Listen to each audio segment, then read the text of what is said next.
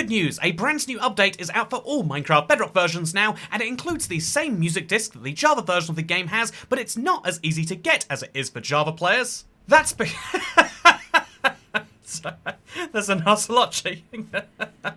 That's because you can still get this music disc by killing any baby chicken jockey. However, unlike the Java edition, where chicken jockeys are just their own mob type, instead you get baby zombies that will ride basically any mob, and yes, that includes brown sheep, and even brown pandas, because 15% of naturally spawned baby zombies on Bedrock will just ride any of these mobs that they come close to, which is absolutely nuts, but is one of the fun differences between Java and Bedrock. And so if you want to get this disc, make sure you hang out near a bunch of chickens, and when you find a baby zombie riding another mob, kill that mob first, and then only kill the baby zombie once he's on a chicken. It's a little convoluted, sure, but it is important to know. By the way, hello, I'm AbbyXToyCat, and welcome back to Q&A Saturday, the weekly series where I answer your questions, which, I'll be honest, mostly this week have been about the brand new copper features, but I'd like to start with my favourite comment this week, which is from Chawa559, who says, obtain 5 diamonds, use 3 for a pickaxe, mine 4 obsidian, make the enchanting table, and then enchant the copper tools instead of the diamond one you just made. This is obviously making fun of the fact that copper tools are meant to be more enchantable, which is one of my issues with the update. I would say the tools do need a bit of work to perfectly fit, but what doesn't need work is the brand new chest type, which Crispy Miner is correct, we do now have, and Slice187 asked the interesting question of, do the copper chests oxidize over time, and can you wax them? Well, what I decided to do was leave Minecraft running for 10 minutes with all of these copper chests.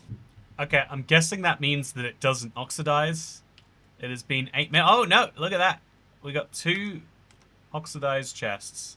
I'm actually amazed that literally 1,000 chests, only 2 of them had any level of oxidization, and obviously we can easily scrape that off like any other copper thing. In fact, something fun you might not realize is this also applies to copper golems. If you have a copper golem who has some age to him, I'm amazed that actually I don't have any in here, you can actually scrape them off him, and you can even put the little honeycomb on him to make sure that he doesn't ever get aged, like maybe I don't want to right now. Isn't that fun? Speaking of fun, by the way, this person really loves the fact that the copper chest has a great blast resistance, and it's something that most people probably won't play with, therefore I figured I had to. Let's see what it looks like if we explode TNT between dirt and copper chests. Below the copper chests you can see that a few of those get blown up, and then you know, actually, I don't think I do love the copper chest blast resistance. I feel like basically as many of those exploded as you would have expected. Yeah, I'm gonna be honest with you, I just kind of assumed they were metal. My little test showed that, like, yeah, they blow up when you're really close to them. There we go. I guess that's a little bit more impressive. But actually not that good, right? Nah, not that good. So now my other question is, okay, so if copper chests have a great blast resistance, how good is the blast resistance on the copper golems? I've got far too many of these things. They're literally clogging up this hole right here. Let's see how many of them can survive a TNT blast. Oh. Well, make sure you keep your copper golems away from TNT.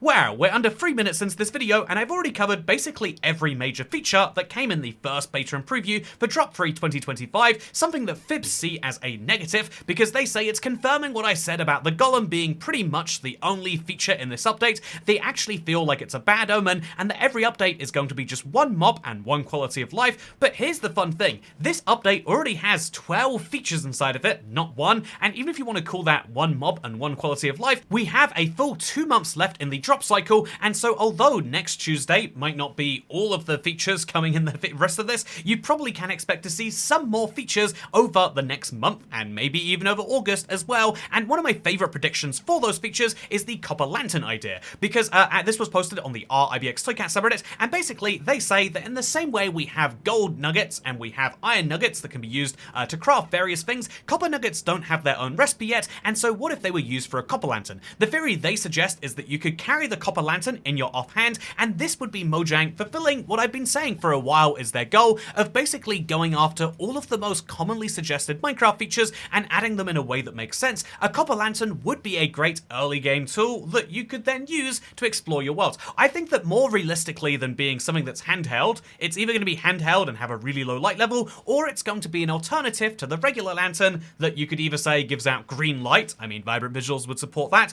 or that is just a new design that is is much easier to craft, because here are the stats. If you want to make a full stack of torches, it will take you 16 coal and 16 sticks. That's not that bad, right? If you want to craft a full stack of lanterns, it will take you over 50 iron on top of that, and so most people aren't going to be doing it. But if it was made from copper instead, well, we've got too much copper, and giving us more uses is seemingly the goal of this update so far, and I am entirely here for it. Speaking of the goal of the update so far, I want to address the glare rumors because they still keep coming up on the channel, and I will continue to say that, look, we've been burned before on expecting to see mob vote losers coming into the game until Mojang are much clearer about a hint than some sound that you think you heard somewhere. By the way, I have my own personal version of the Mandela effect for this, that I get so many comments telling me that they can hear glare noises in that original trailer, and I've listened so many times. I've had Harrison, my editor, listen. I've asked as many people as possible, please tell me where this is, because people keep saying it, and I can't find any proof of there being glare noises, so either it plays at a frequency that I just cannot hear,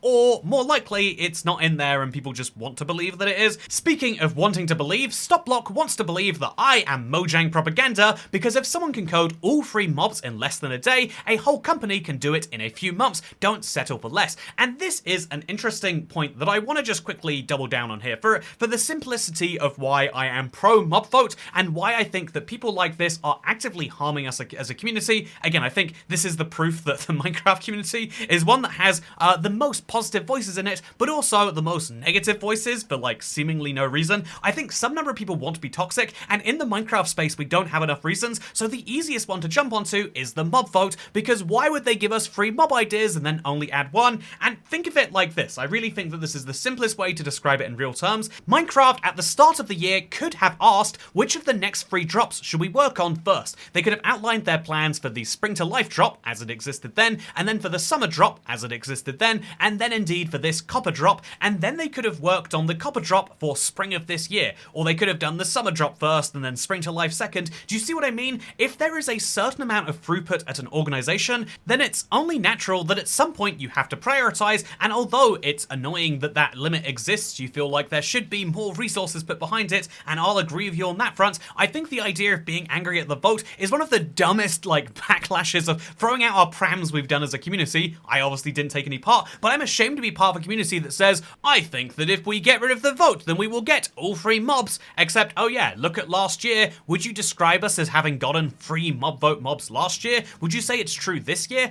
Arguably, the only benefit of getting rid of the mob vote has been that now Mojang, when they want to add a quirky new mob, instead of having to come up with concepts from scratch and have the community actually approve of them, they can just go back for an old one and try and make it better. That is much better, and honestly, I want to make my controversial opinion made clear here. I think the Copper Golem is so much better because they didn't add it at the time. If they had just said, oh yeah, in response to how much people love the Alley, the Glare, and the Copper Golem, we're going to add all 3, we would have gotten a Copper Golem that just wasn't that useful. He would have pressed random buttons, that would have been his job, whereas the Copper Golem now is incredible for the early game, and indeed, I think the same is true for the Glare. They could have just added it to the game in the laziest form, in the most minimal form that they announced. That's exactly what many a modder has done, by the way. However, if that had happened, we would just have another useless mob, whereas now they can either say, okay, we'll make the Glare useful, we'll spend some weeks actually thinking about how to best implement it, or they can say only 11% of people want the Glare. What is the point of putting a 3rd place mob in the game? Literally, only 11% of people want this, so why not go for a mob that actively has proof and votes and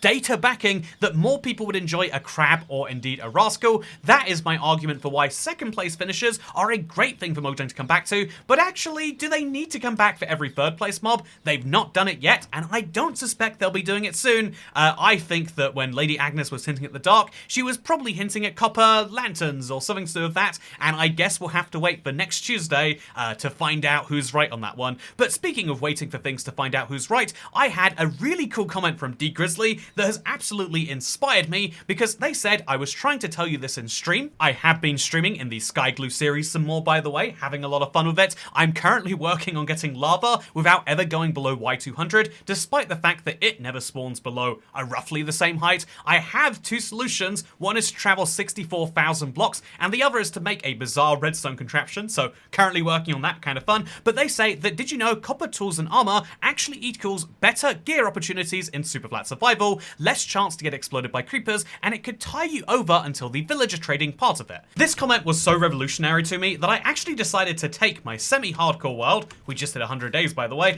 and I took it into the preview, turned on Drop Free 2025, and even got the copper ingots so I can show you what a market increase it is, because right now I have no access to stone, and so having wooden tools has been quite the nice treat, but I could actually make the upgrade to a copper shovel, a copper sword, if I wanted that extra damage, and even a copper axe and more.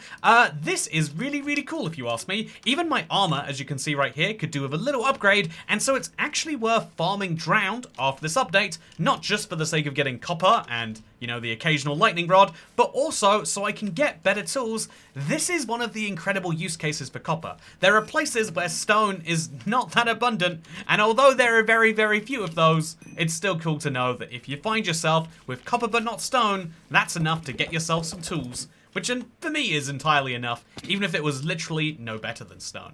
Speaking of being no better than stone, I've seen some pretty wild takes on how copper could be improved. One of the most interesting ones was making brass. Personally, I think that if you're going to have copper be mixed with anything, it should be copper and tin to make bronze, but that's the RuneScape player in me speaking. But I think that copper actually works pretty well by itself. If you have to make too many complications to it, then people are just going to go for iron instead. By the way, I got this fun comment which just spoke to my soul, so I wanted to share it anyway. It was Sandor Dougalin8951 saying, "Since when does iron only spawn at Y14? I thought that was diamonds." And it is kind of fun that the current most common layer to find iron at, outside of the mountains, is Y14, which is very, very close to the old diamond layer. But yes, even though you can find iron near the surface now, ultimately it's actually found quite deep in caves. On most random seeds that I find, you don't find iron easily exposed, whereas copper is found everywhere, which is why copper is the new iron. Iron is close to being the new diamonds, and diamonds are what? Diamonds plus? I don't know how to take that. But what I do know how to take is the fact that there's been lots of fun ideas for what Minecraft should do next, but I'm starting to think that maybe we should start listening more to the what you might call the technical update side of every changelog. As you might know, before the Happy Ghast came to the game, they made all these changes to the components that would allow people to make their own custom flying mobs, because they were then going to use these components themselves. And so if you look a few weeks back into the changelogs, you can see they made some changes to Molang so that Query is carrying block can now be used by all entities and not just Enderman. And you know who else carries a bunch of items and blocks? That's right, it's my good friend the Copper Golem.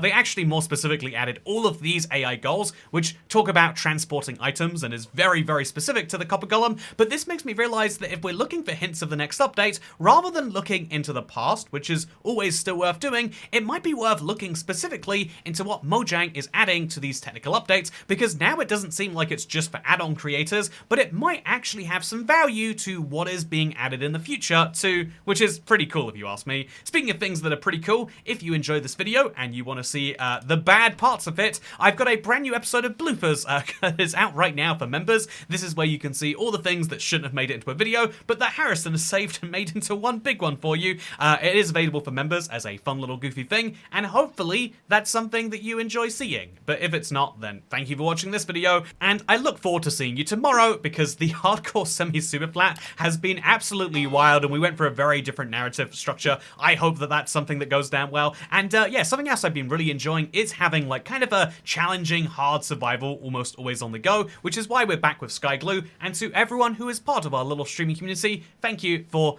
making it as special as it is. And if you made it to the end of this video too, wow, even better, isn't that crazy? Thank you for allowing me to do what is still one of my favorite things to do. But for now, thank you for watching, and I'll see you tomorrow. Goodbye.